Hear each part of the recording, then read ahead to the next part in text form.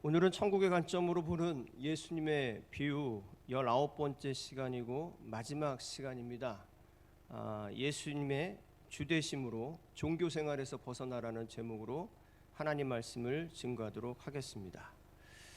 오늘 예수님의 비유는요, 영화나 드라마, 연극의 모티브가 될 정도로 아주 유명한 이야기죠.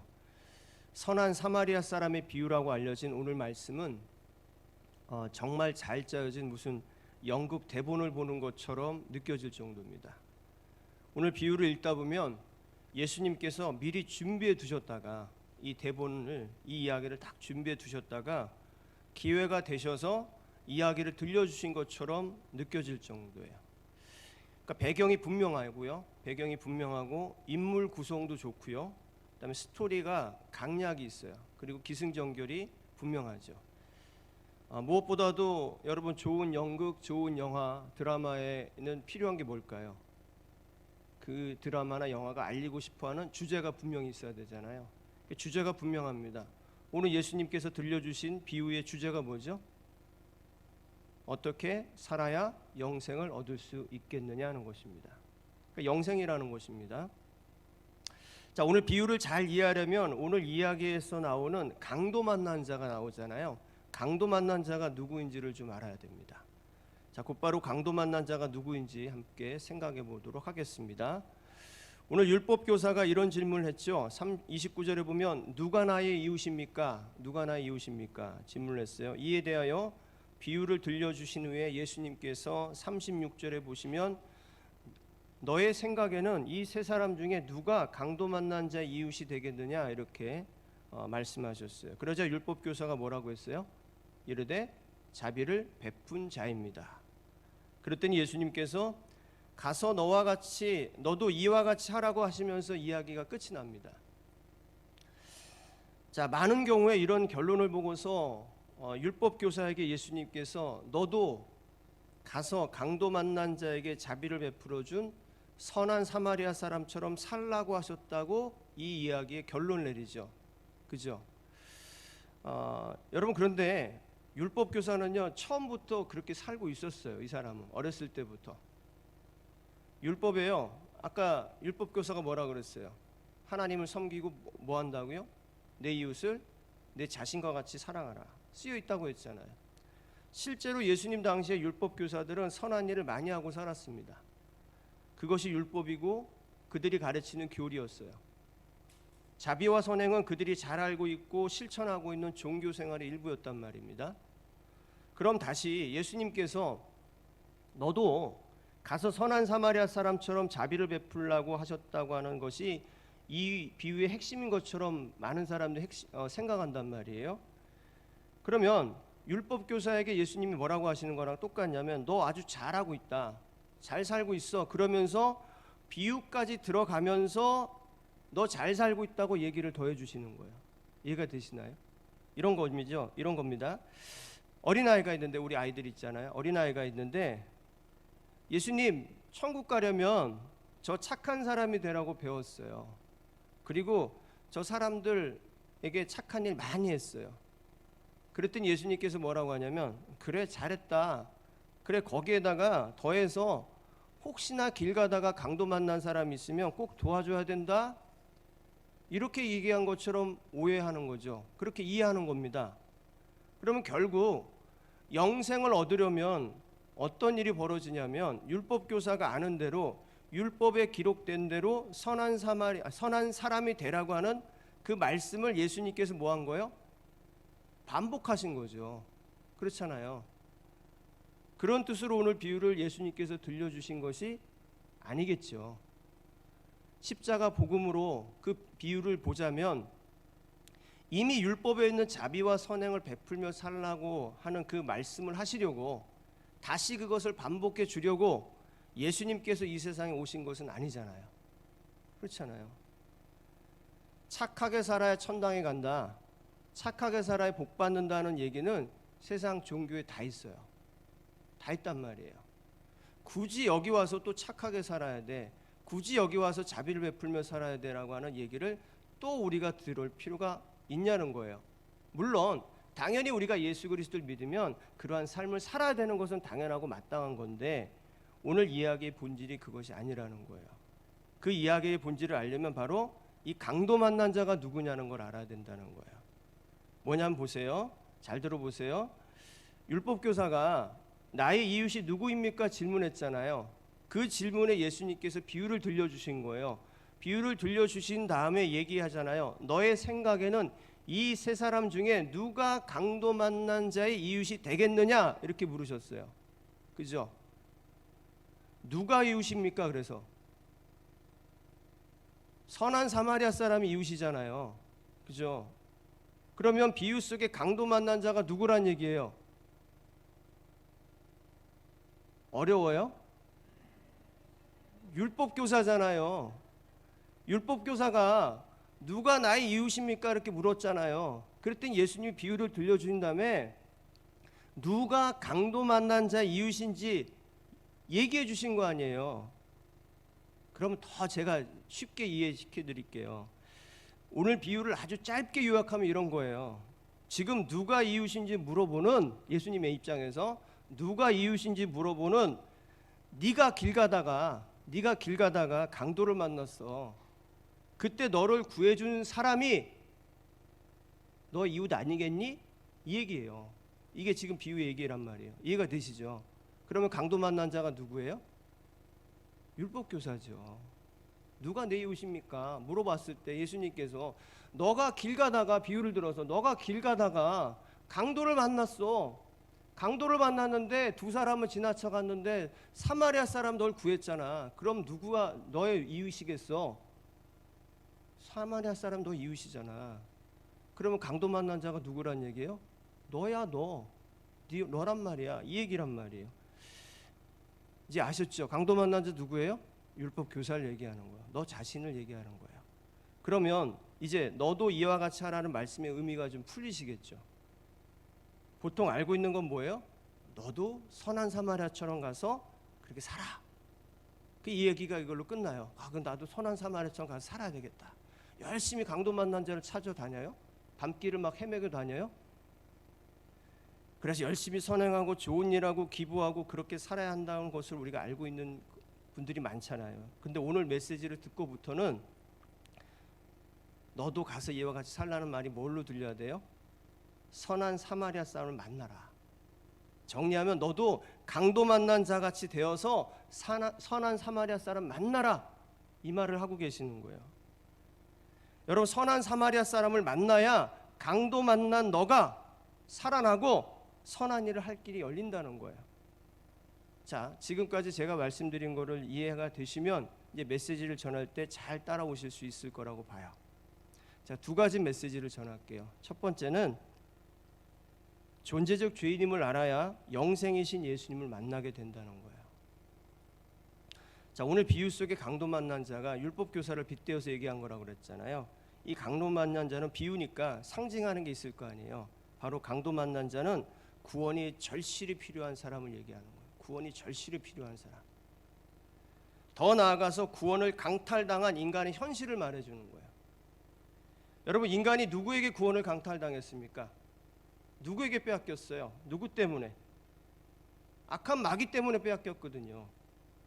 마귀의 미혹에 빠져서 아담이 죄를 범한 후부터 지금까지 인간은 구원을 강도 맞은 상처로 살아가는 존재였어요. 그래서 인간이란 존재는 태어날 때부터 구원을 강도 맞은 존재적 죄인이라는 거예요. 그러니 내가 존재적 죄인이라는 거, 그것을 알 때 비로소 어떤 일이 벌어지냐면 구원의 길이 열린다고 하는 것을 오늘 예수님께서 비유 속에서 말씀해 주고 계시는 거예요. 여러분, 강도 만난 자의 상태를 한번 보세요. 30절에 어떤 상태입니까? 강도를 만남에 강도들이 그 옷을 벗기고 때려 거의 죽은 것을 버리고 갔더라 그랬잖아요. 그렇죠? 어떤 상태요? 옷 벗은 것만 생각하지 마시고요. 거의 죽은 상태, 절반, 거반 죽은 상태라는 거. 거반 죽은 상태. 제가 기차에 떨어져서 거반 죽어봐서 아는데요. 이 상태가 어떤 상태냐면요, 정말 아무것도 못합니다. 중환자실에서 깨어났는데 깨어났는데 그때 제가 사춘기 청소년 때였단 말입니다. 근데 딱 보니까 느낌이 옷이 다 벗겨져 있는 것 같아요. 근데 간호사들이 막 지나다녀요. 간호사들이 지나다니니까 그 상태가 됐지만 어때요? 창피하잖아요. 그죠? 안 창피하겠어요? 옷을 다 벗고 있는데 중환자실에 다 벗겨놨더라고요. 그래서 제가 막 소리를 쳤어요. 옷 좀 입혀달라고. 제발 팬티라도 좀 입혀달라고. 엄청 소리를 쳤거든요. 근데 아무도 반응을 안 해요. 아무도. 나중에 알고 보니까, 태어나서 보니까 제가 그렇게 소리쳤는데 왜 얘기를 안 들었냐 물어봤죠, 부모님한테. 그랬더니 그런 적이 없다는 거예요. 저 혼자만 그런 거죠. 저 혼자만 소리를 막 고래고래 질렀는데 저 혼자만 아무 그냥 눈만 뜨고 그 소리 지른 거예요. 근데 그 소리 난 게 아니라 혼자 생각 속에서. 여러분, 거반 죽은 상태가 어떤 상태면요, 자기 힘으로는요 전혀 일어설 수 없는 상태에 빠진 거예요. 아무리 잘나고 교만한 사람일지라도 이 정도가 되면 아무것도 못해요. 아무리 빽좋고 능력 있는 사람일지라도 거반 죽어갈 때면 살려주기만 바라고 눈만 깜빡깜빡할 수밖에 없어요. 살려달라고. 오늘 강도 만난 자가 그런 상태예요. 바로 존재적 죄인의 상태를 말해주는 거예요. 여러분, 죄인은 자기 스스로를 구원할 수 없습니다. 거반 죽은 상태와 같은 겁니다.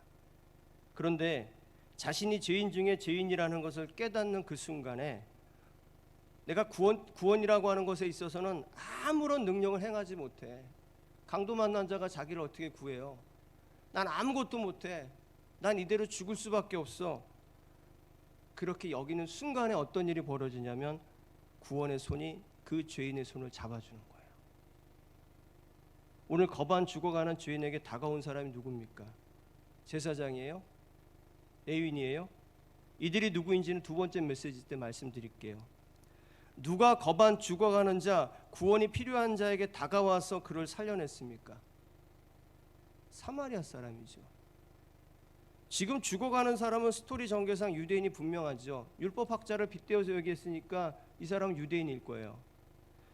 여러분, 유대인은요 장사가 안 돼서, 코로나 때문에 장사가 안 돼서 문을 닫으려고 해도요, 그런데 어떤 사람이 와가지고 내가 이 집에 있는 물건 다 사겠다고 하는데 이 사람이 사마리아 사람이에요. 그러면 안 팔아요. 내가 이 물건을 다 썩어 문드러져서 버린지언 너한테는 안 판다. 왜? 사마리아 사람을 그토록 저주하고 비천한 존재라고 여겨요. 그 정도로 사마리아 사람을 저주하는데 그 사마리아 사람이 거반 죽어가는 유대인을 지금 구원하고 있는 거예요.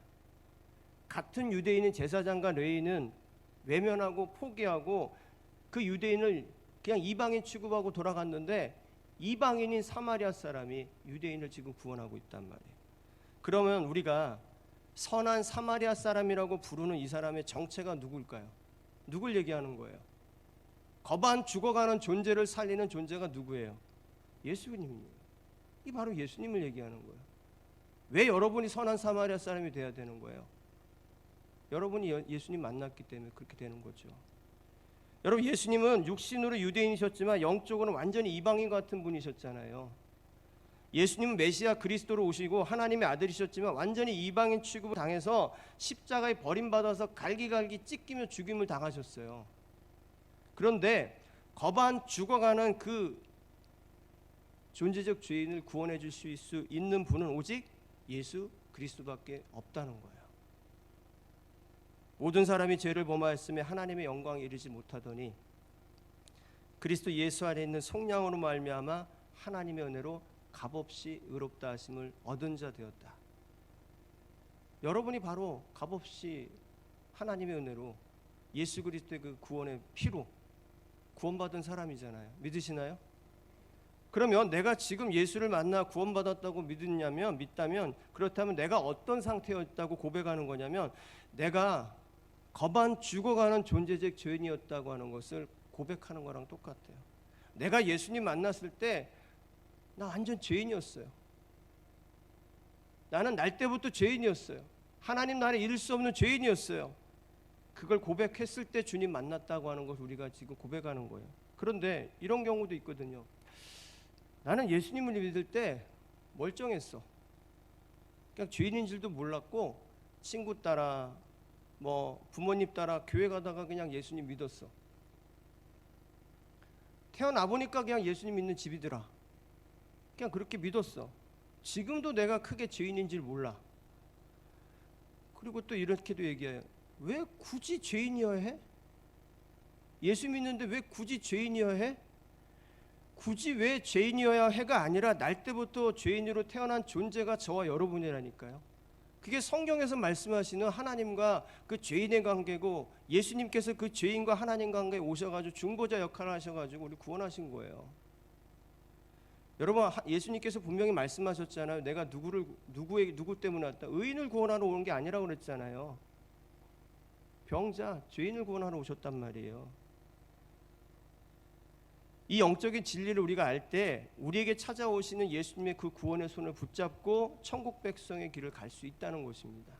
아무쪼록 혹여나 내가 아직 죄인으로서 예수님 만나지 못했다면 죄로 말미암아 지옥에 갈 수밖에 없는 죄인을 구원하시는 예수님을 만날 수 있기를, 그래서 주님의 인도함을 받아서 생명의 길을 가시기를 주의 이름으로 간절히 축복합니다. 두 번째 메시지는 종교 생활로는 영생을 얻을 수 없다는 거예요. 종교 생활로는 영생을 얻을 수 없다. 자, 여러분, 어떤 무인도가 있는데 그곳에 혹여 사람이 있다면 두 가지 흔적이 남는데요. 어떤 게 남을까요? 제가 가끔 얘기했는데 뭐죠? 사람이 있는 곳은 반드시 두 개가 있대요. 쓰레기하고 종교 의식의 흔적. 내가 언제 구원받지 하면서 예수 안 믿어도, 하나님 안 믿어도 막 돌을 쌓고 막 기원하잖아요. 어쨌든 사람은 종교적인 어떤 흔적을 남겨요, 살아가는 동안. 그러니까 모든 사람은 종교적인 존재라고 할 수밖에 없어요. 나는 신을 믿지 않아. 나는 내 자신을 믿고 살아. 그리고 뭐 무언가를 어떤 믿고 살든지, 그 사람은 하나님은 아니지만 자기 자신을 믿든 무언가를 믿든 세상을 믿든 아니면 자기가 알고 있는 지식을 믿든 믿고 살아가는 종교인이라고 부를 수 있다는 거예요. 여러분, 이렇게 따지면 세상에는요 수만 가지 종교가 있습니다. 수만 가지 종교가 있어. 뭐 일본 같은 경우는 한 사람당 한 집당 하나 신이 있다잖아요. 수만 가지 종교가 있고요. 성경에 보면 구약의 유대인들도 종교인들이었어요.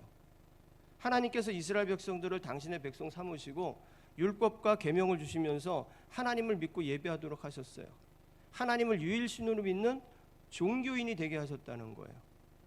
그러나 하나님이 이스라엘 백성들이 종교인으로 살아가도록 하신 궁극적인 목적은 하나님의 아들 그리스도가 오실 때까지였어요.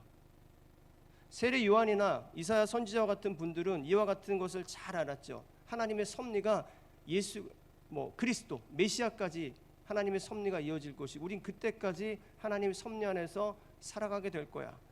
주님이 오실 길을 우리 예비하는 자야. 주님이 오시면 우리가 완전히 하나님의 뜻 안에서 하나님의 생명의 공동체를 살아가야 될 거야. 이러한 것들을 선언했단 말이에요. 그런데 이스라엘은 어떻게 살았냐면 그리스도가 오셨음에도 불구하고 율법을 믿고 종교인의 삶을 사는 데에서 벗어나지 못했다는 거예요. 여러분, 오늘 강도 만난 자를 지나쳐가는 제사장과 레위 사람들은 바로 이 종교인들을 대표하는 거거든요. 제사장과 레위 사람들이 어떤 사람들입니까? 평범한 사람들에게 예배를 드리게 하고 예배에 대해서 가르치고 교리를 가르치고 살아가라고 설교하고 예배를 준비하는 오늘날의 어떻게 보면 목회자 같은 성직자의 어떤 그룹이라고 볼 수 있어요.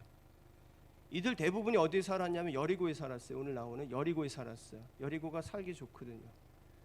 살기 좋은 곳에 살다가 거기 집단으로 이렇게 살다가 안식일과 같은 예배 일정이 잡히면 예루살렘으로 올라가는 거예요.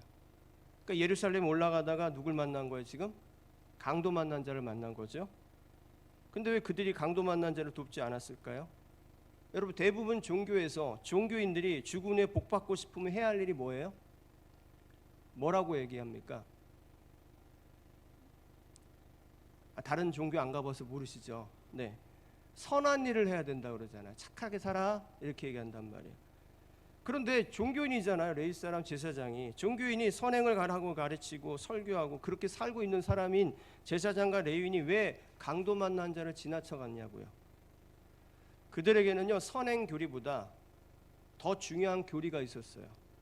하나님을 예배하러 갈 때 죽은 시신을 만지거나 병자를 만지거나 피를 흘린 자를 만져서는 안 돼요. 왜요?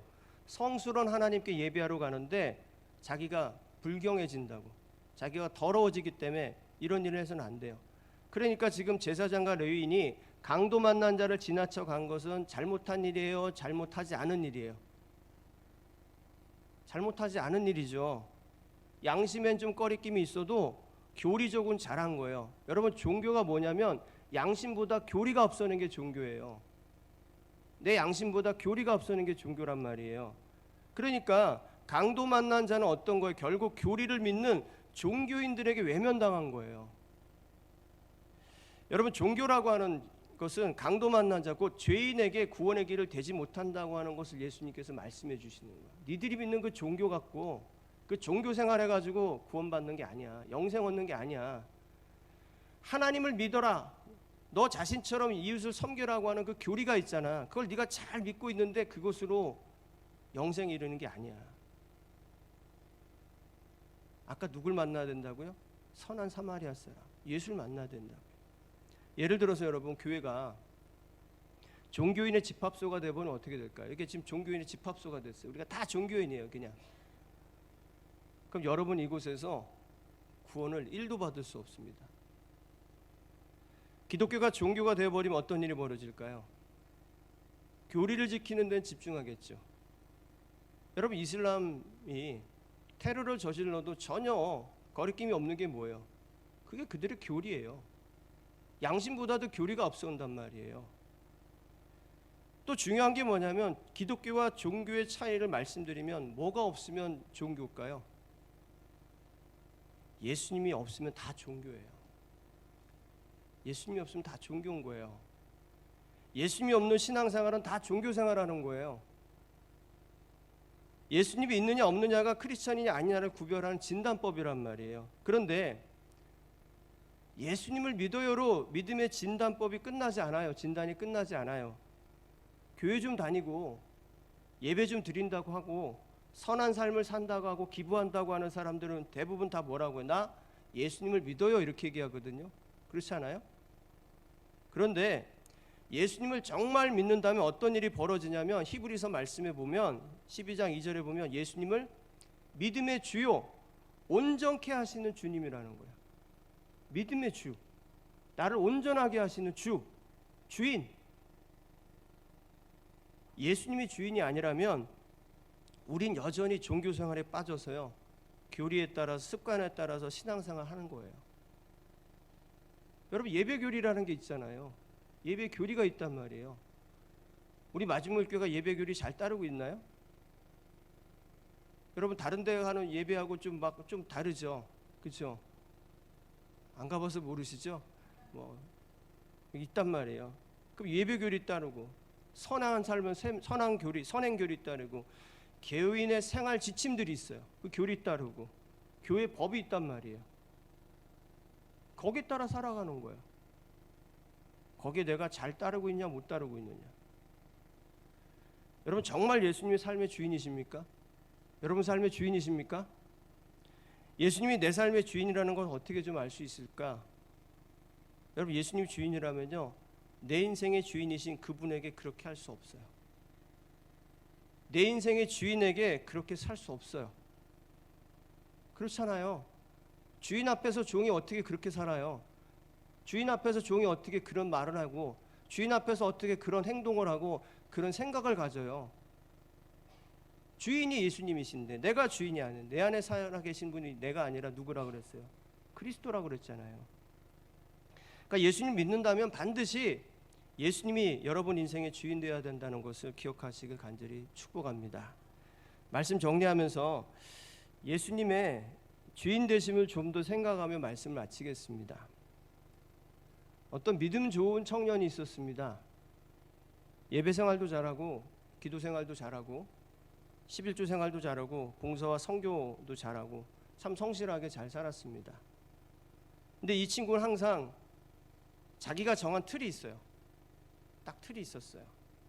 그 정해놓은 틀을 벗어나면 아주 예민해졌어요. 여러분도 그렇죠?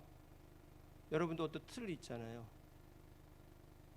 들어가면 뭐 이 모양이 딱 있어야 되고 뭐 이렇게 예민하신 분들 계시잖아요. 집이 뭔가 바뀐 거 금방 알아채고.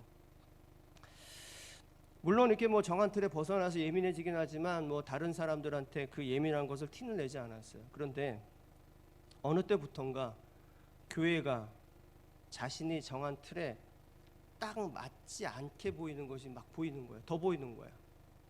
목사님도 그렇고 성도들도 그렇고 같은 청년들도 그렇고 자기가 정한 틀에서 벗어나기 시작하는 거예요. 참다 못해가지고 이 청년이 기도원에 영험하고 용하다고 하는 목사님을 찾아갔어요. 그랬더니 그 목사님이 보자마자 용하시죠? 뭐라고 했냐면 너는 목사가 될 팔자야 그러더라는 거야. 넌 목사가 돼야 될 팔자야. 자, 그 얘기를 들었으니까 아 그래 목사가 되면 잘 될 것 같잖아요. 그렇죠? 그로 목사가 되려고 하니까 목사가 되는 게 쉽지 않아요. 그래도 열심히 노력해서 목사님이 됐어요. 자, 목회를 시작하고 보니까 어떤 일이 벌어질까요? 사람들이 자기가 생각한 대로 살지 않는 것들이 더 보여요. 여러분 이 목회 자리가 그렇게 위험한 자리예요. 분별할 수도 있는 자리지만 또 분별하지 못하고 내 마음대로 생각하는 자리가 돼요. 이게 굉장히 위험한 자리예요, 사실. 그래도 이 친구는 열심히 기도하면서 열심히 사람들에게 메시지 전하고 권면합니다. 그런데 메시지와 권면을 들은 사람들마다 변하기보다는 더 상처받고 넘어지는 거예요. 자, 시간이 흐르고 나이가 먹어가는데도 뭔가 꽉 막힌 것처럼 풀려지지 않는 거예요. 왜 그럴까? 이렇게 한탄하던 어느 날 어디 갔을까요? 어디 갔어요? 예? 기도원요? 아니요, 밥집에 갔어요. 밥은 먹고 살아야 되잖아요. 밥은 먹고 살아야 되니까 밥집에 갔네요. 그래서 찌개를 하나 시켜서 먹는데 맛이 없는 거예요. 뭐 밥맛이 있겠습니까? 지금 화가 나 있고 막 짜증이 나 있는데 맛집이라고 하는데 반찬도 이상하고 밥맛이 없는 거예요. 주인에게 화가 나가지고 잔뜩 화가 나가지고 왜 음식이 이러냐고 막 불평을 한 거죠. 왜 음식이 왜 이래요? 그랬더니 이제 민망하잖아요. 주인이 참 맛집인데 우리 집 진짜 맛있는데 주변을 쑥 둘러보더니 뭐라고 했냐면 먹기 싫으면 나가쇼. 먹기 싫으면 나가쇼. 돈 안 받을 테니 다른 데 가서 드셔 그랬어요. 화날까요? 나갈까요? 더 화나죠. 더 화가 나가지고 이게 무슨 소리냐고 당신이 지금 손님이 잘못을 지적하면 잘못한 걸 인정하고 죄송하다고 하고 이래 저래서 장사가 안 되니까 미안하다고 하고 그래야 장사가 더 잘 될 거 아니냐고 따지고 막 들었어요. 자, 그랬더니 주인이 뭐라고 했을까요? 이 주인도 만만치 않아요. 뭐라고 했을까요? 우리 집은 손님이 왕이 아니고 주인이 왕이요. 그래 나가쇼. 나 당신한테 팔 생각 없어. 나가쇼. 화가 났겠죠. 손님이 왕이 아니라 주인이 왕이다. 잔뜩 화가 나가지고 식당 문을 딱 나가는데 뭐 영화 같은 데 보면 그런 일 있잖아요. 식당 딱 나갔더니 문을 딱 열었더니 햇빛이 쫙 비치면서 갑자기 생각이 막 구름이 막 떠오르죠. 이 친구도 그랬던 거죠. 영화처럼 얼굴에 햇빛이 쫙 비치면서 갑자기 이런 생각이 들더래요. 지금까지 내가 교회에서 내가 왕이었던가? 예수님이 왕이었던가? 내가 살면서 내가 왕이었던가 아니면 예수님이 왕이었던가? 여러분 예수님이 주인이시고 왕이신데 내가 주인이 되어서 예수님의 자리를 차지하고 있다면요, 그게 바로 예수님의 주인 되심을 부정하는 살아가는 종교생활을 하고 있는 거예요. 여기 목사가 종교생활에 빠지면 예수님 왕이 아니에요. 내가 왕이에요. 내가 주인이고 그래서 내 밑에 있는 사람들이라고 생각하는 거죠. 이 사람들 다 내 밑에 있는 사람들인데 왜 말을 안 듣는 거야? 왜 내 얘기를 안 듣는 거야? 가정에서도 마찬가지 아니겠어요? 내가 왕인데 내가 주인인데 왜 얘기를 안 듣는 거야? 왜 말을 안 듣는 거야? 직장에서는 안 그러겠어요? 삶의 자리 학교에서는 안 그러겠어요? 여러분 삶의 주인으로 예수님 만나시길 주님으로 축복합니다. 주인으로 예수님 만나시면 그때 비로소 선한 사마리아 사람처럼 여러분에게 한없는 자비를 베풀어 주시고 인생을 인도해 가시는 그 예수님과 함께 하게 되는 겁니다. 그런데 여러분이 여전히 주인이고 왕이면요, 여러분이 선한 사마리아 사람이 되려고 해요. 선한 사마리아 사람이 만나야 되는 것이 아니라 내가 선한 사마리아 사람처럼 내가 뭐든지 할 수 있을 것 같고, 내가 도와줄 수 있을 것, 내가 해낼 수 있을 거고, 나의 나됨이 주님의 은혜가 아니라 모두가 다 내 능력인 것 같고 내가 잘해서 되는 거라고 생각한다는 거죠. 여러분, 내가 왕이고 주인이면, 그래서 그렇게 살아가는 종교 생활은 결코 영생을 얻을 수 없고 천국에서 벗어나는 길을 갖게 갈 수 없습니다. 여러분, 아무쪼록 오늘 이 시간 여러분 다 예수님 만나시고 예수님 왕이시고 주인으로 삼는 분들이라고 저는 믿습니다. 더더욱 더 여러분 예수님을 여러분의 주인으로 삼으시고 신실하게 살아가는 믿음의 사람들 되시길 주님의 이름으로 간절히 축원합니다.